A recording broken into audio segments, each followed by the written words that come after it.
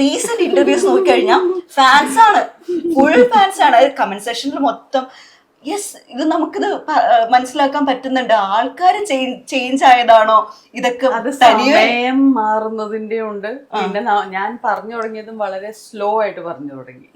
മുമ്പ് ഞാൻ വളരെ ഫാസ്റ്റ് ആയിട്ട് ഒരുപാട് കാര്യങ്ങൾ പറയുന്നുണ്ടായിരുന്നു.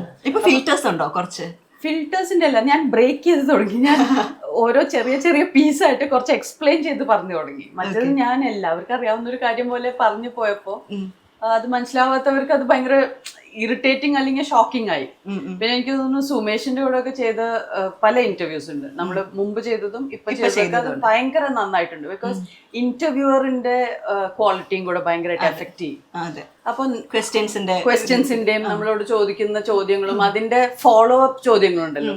നമ്മളൊരു കാര്യം പറയുമ്പോൾ അതിനെ ഓഡിയൻസിന് വേണ്ടി കുറച്ചും കൂടെ ഡീറ്റെയിൽഡ് ആയിട്ട് ചോദിക്കുമ്പോൾ ആക്ച്വലി എക്സ്പ്ലനേഷൻ ബെറ്റർ ആവും. അപ്പൊ ആൾക്കാർ കുറച്ചുകൂടെ കൺവിൻസിങ്. അതെ, എനിക്ക് പലപ്പോഴും സുമേഷ് ആയിട്ടുള്ള ഇന്റർവ്യൂസ് ഭയങ്കര കണക്ട് ആവാറുണ്ട്. അതുകൊണ്ട് വീണ്ടും വീണ്ടും സുമേഷ് ആയിട്ടുള്ള ഇന്റർവ്യൂസിന് വിളിച്ചാൽ ഞാൻ പോവാറുണ്ട്. പലപ്പോഴും നമ്മൾ ഇന്റർവ്യൂസ് ഒരെണ്ണം മൊത്തം മതി, നമ്മളന്ന് എടുത്തല്ലേ എന്ന് പറഞ്ഞ് നമ്മൾ അവിടെ അവസാനിപ്പിക്കും. ഇതിപ്പോ സുമേഷ് ആയിട്ട് അത് കട്ട് ചെയ്ത് നാളെ വീഡിയോ ആയിട്ട് ഇടും. എന്റെ പ്രൊമോഷൻ അത് ഇടാവുന്നതാണ്. ഇടിച്ചു തോന്നുന്നു ഞങ്ങൾ സുമേഷ് ആയിട്ട് പൊങ്ങി പൊങ്ങി. ജെന്യുവൻലി വർഷങ്ങളായിട്ടുള്ള ഒരു ബന്ധമുണ്ട്. അതുകൊണ്ട് തന്നെയാണ് ഇപ്പൊ ഞങ്ങളുടെ വീട്ടിൽ എന്റെ മമ്മിയുടെ കിച്ചന്റെ അകത്ത് നമ്മൾ ആരെയും കൊണ്ടുവന്നില്ല. എനിക്ക് കയറാൻ ഒരു പെർമിഷൻ കിട്ടിയത് ആ വഴിയാണെന്ന് തോന്നുന്നു. ഈവൻ എനിക്ക് തോന്നുന്നു ചൈതന്യ ഇന്ന് എല്ലാവരും വളരെ കംഫർട്ടബിൾ ആക്കി. അമ്മ ആദ്യമായിട്ടാണ് ക്യാമറ ഫേസ് ചെയ്യുന്നത്. എനിക്ക് വയ്യ, എനിക്ക് പേടിയാണെന്ന് പറഞ്ഞുകൊണ്ടിരിക്കുകയായിരുന്നു. പക്ഷെ എനിക്ക് തോന്നുന്നു നിങ്ങളെല്ലാവരും ഞങ്ങളൊക്കെ ഫുൾ കമ്പനിയായി. അതെ, ഇനിയിപ്പൊ കേക്കിന് ഇങ്ങോട്ട് വിളിക്കാം, നെമ്മാറെ പോകുമ്പോ വേല സമയത്ത് പോയാൽ എന്നെ എല്ലാരും വീട്ടിലേക്ക് ക്ഷണിച്ച് കഴിഞ്ഞു. കംഫർട്ടബിൾ. അപ്പൊ ഇനി നമുക്ക് കേക്ക് കട്ട് ചെയ്യാം അല്ലേ? കേക്ക് കട്ട് ചെയ്യാം. പിന്നെ യെല്ലോ ചിക്കനും ടേസ്റ്റ് ചെയ്യണം.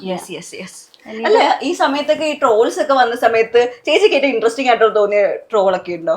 ഭയങ്കര കണ്ടിങ്ങനെ ചിരിച്ചത് എന്തായത്? അയ്യോ, ഈ ട്രോൾസ് ഉണ്ടാക്കുന്നവര് സിനിമ എന്നുള്ള കട്ടിങ്സ് എടുത്തിട്ട് ഡയലോഗ് ഇട്ട് ിടുമ്പോ ഞാൻ തന്നെയാണ് ഏറ്റവും കൂടുതൽ ചിരിച്ചിരുന്നത്. എന്റെ പേജിൽ തന്നെ ഞാൻ ഒരുപാട് ഷെയർ ചെയ്തിട്ടുണ്ട്. ബിക്കോസ് എനിക്ക് ട്രോൾസ് ഇഷ്ടമാണ്. ബിക്കോസ് ട്രോൾസ് ആണ് ശരിക്കും ഫിൽറ്റേഴ്സ് ഇല്ലാത്ത ഒരു ഫീഡ്ബാക്ക്. നമ്മള് പിന്നെ ലൈവായിട്ട് വെക്കുന്ന ഒരു സാധനം കൂടിയിട്ടാണ്. തീർച്ചയായും. പിന്നെ എല്ലാവരെയും കുറച്ചൊരു വരയ്ക്ക് നിർത്തുന്ന ട്രോൾസ് ആണ്.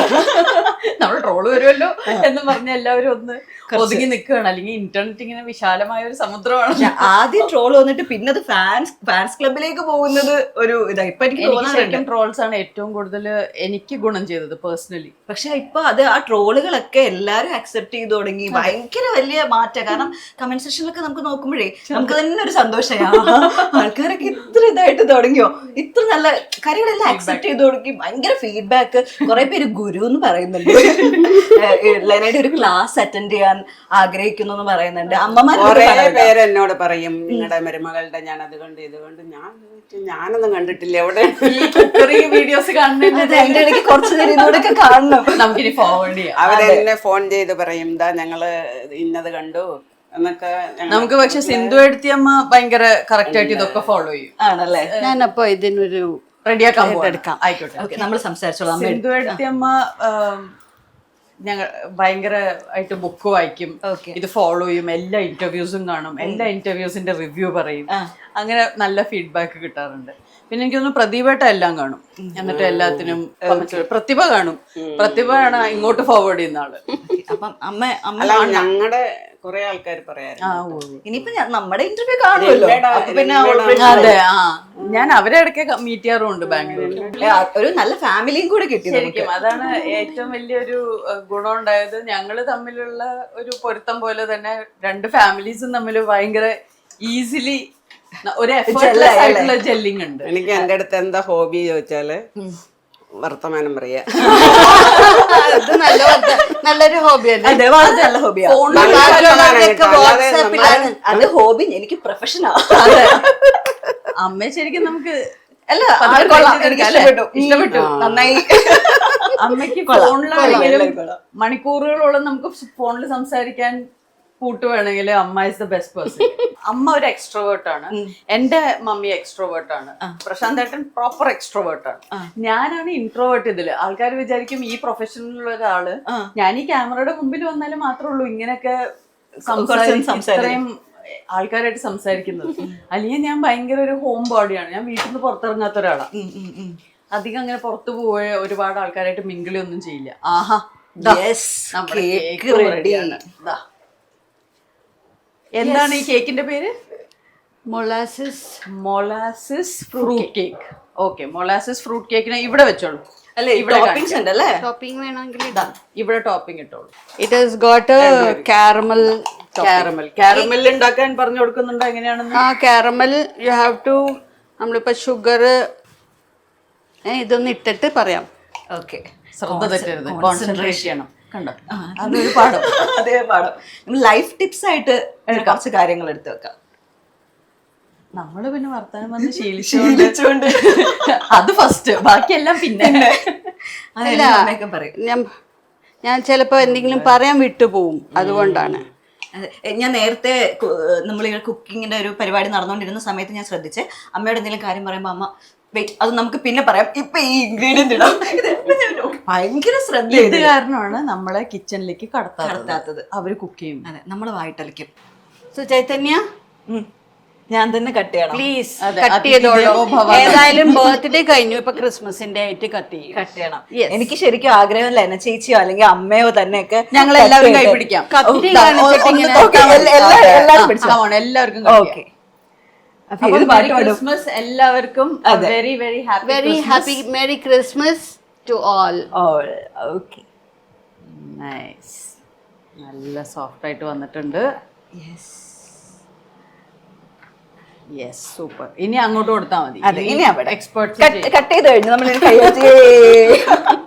ഓ നൈസ്, അത് കറക്റ്റ് ആയിട്ട് വന്നല്ലേ? മേക്ക് ചെയ്ത കേക്കിന്റെ ലുക്ക് ഇതാണത്, ഇങ്ങനെ വരും. സോ നമുക്ക് ആദ്യം കുറച്ച് ചൈതന്യക്ക് കൊടുക്കാം. എങ്ങനെയുണ്ട്? നമ്മളായിട്ട് പറയാൻ പാടില്ലല്ലോ, നിങ്ങളാണ് പറയേണ്ടത്. സത്യമായിട്ട് നല്ല ടേസ്റ്റ് ഉണ്ട്. ഞാൻ ഇതിങ്ങനെ മിക്സ് ചെയ്ത സമയത്ത് തന്നെ ഞാൻ ഉദ്ദേശിച്ച ഒരു ടേസ്റ്റ് ഉണ്ട്, പക്ഷെ ഇത് അതല്ല ഇത് കേട്ടോ. എനിക്ക് ആദ്യം തന്നെ അമ്മ യെല്ലോ ചിക്കൻ സെർവ് ചെയ്തോളൂ. എങ്ങനെയാണ് നമ്മൾ കുറച്ച് പൊട്ടേറ്റോ കൂടെ കഴിക്കണ്ടേ? അപ്പൊ ബ്രെഡിന്റെ കൂടെ നിങ്ങൾ കഴിക്കുന്നില്ല ഇവിടെ? ബാക്കിയുള്ളവർ എല്ലാവർക്കും കിട്ടും ഈ കേക്ക്, എല്ലാവർക്കും. പക്ഷെ എനിക്ക് ഈ ടോപ്പിംഗ് കൂടെ വന്നപ്പോഴേ എടുത്തോളൂ. അതെ, അതുകൊണ്ടാണ് സോൾട്ടി കാരമൽ വേറൊരു ടേസ്റ്റ്. അപ്പൊ ഞാൻ സെർവ് ചെയ്യണോ? നമ്മളിത് പൊട്ടേറ്റോന്റെ കൂടെ, എല്ലാവർക്കും അറിയാം പൊട്ടേറ്റോയും ചിക്കനും ഒരു ഭയങ്കര കോമ്പിനേഷൻ.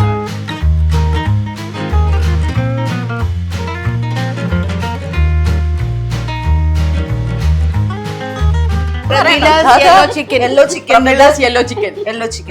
ഇവിടെ വരൂ, ഇതിന്റെ ഓണർ വരൂ.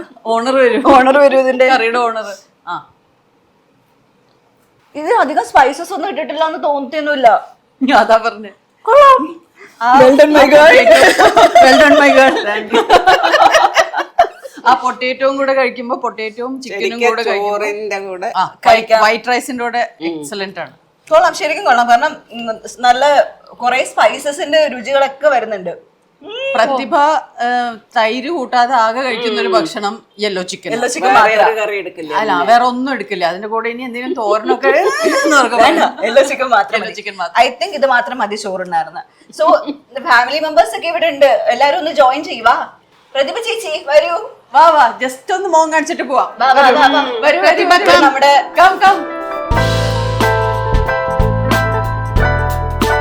സെയിം ഫേസ് അല്ലേ? കറക്റ്റ് തന്നെ ചേച്ചി. അല്ലെങ്കിൽ ഞാനൊരു മീശ വെച്ചാലും മതി. ഇതാണ് പ്രതിഭ.